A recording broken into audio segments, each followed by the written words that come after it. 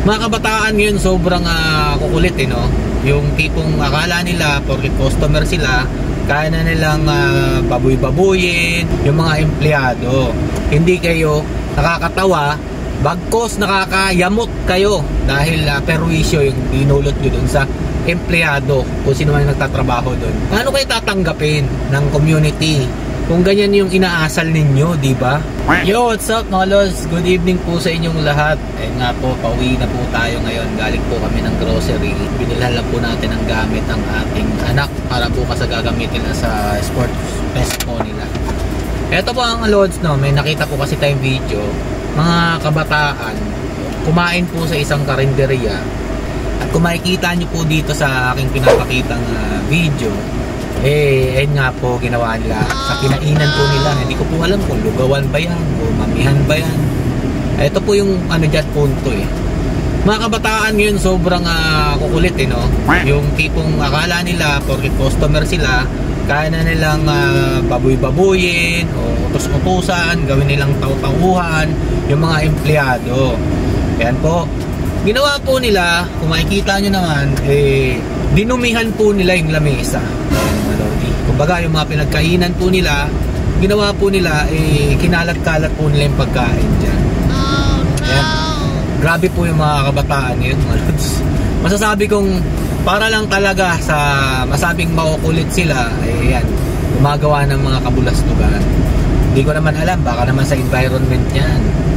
Napag-utusan lang, may naririnig po tayo. Kung naririnig nyo, yung toyo nga, baka hindi mo naman kaya yung toyo. Yung toyo, di mo kaya. Thank you po.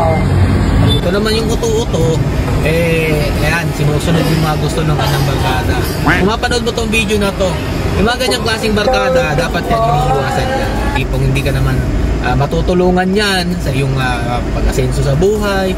Kumbaga kapahamakan pa ang gagawin yan sa iyo. O diba? Hindi mo dapat ginagawa yung mga ganyang klaseng bagay dahil ayun, nakakaperwisyo. Yan, paano kayo tatanggapin ng community kung ganyan yung inaasal ninyo, di ba? Yan shoutout po sa mga LGBT dyan na kilala ko na sobrang titino po. Masasaya pong kasama pero hindi naman po ganito kakukulit, di ba?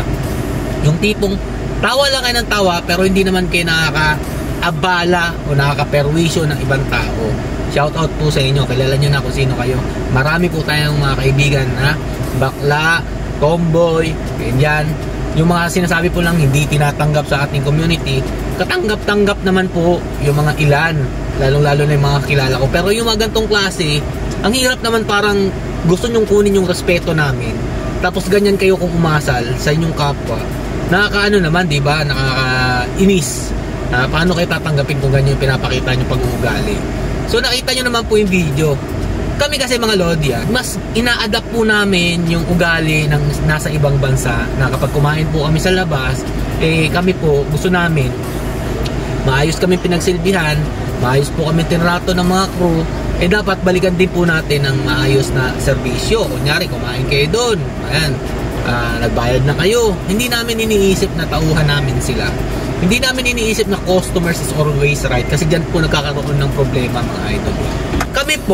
Kami na lang misis, ng anak ko, pagtapos namin kumain, kami na po mismo nagliligpit. Depende na lang po kasi sa kakulitan ng aking anak, pero po talagang may natatapon, ganyan-ganyan.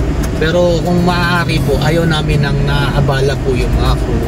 Kasi hindi naman po natin hawak ang kanilang baga buhay porket nagtatrabaho sila dyan tayo kumain, di ba?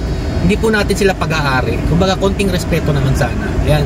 Kung napanood mo to, sana baguhin niyo yung ugali ninyo, ng barkada mo. Kasi ang tunay na magkaibigan sinasaway kung anong nakikita nilang kamalian sa kanilang kaibigan. Ganun dapat. Diba? Tama o mali? Yan mga Lodi, no? Kinumentuhan po natin kasi dapat hanggat bata pa lang, alam na nila ang tama at mali. Hindi kayo nakakatawa, bagkos nakakayamot kayo dahil perwisyo yung dinulot nyo dun sa empleyado kung sino man nagtatrabaho doon.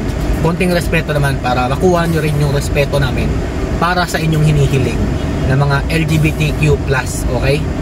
Hanggang dito lang po mga Lodi. Stay safe and God bless you all. Peace.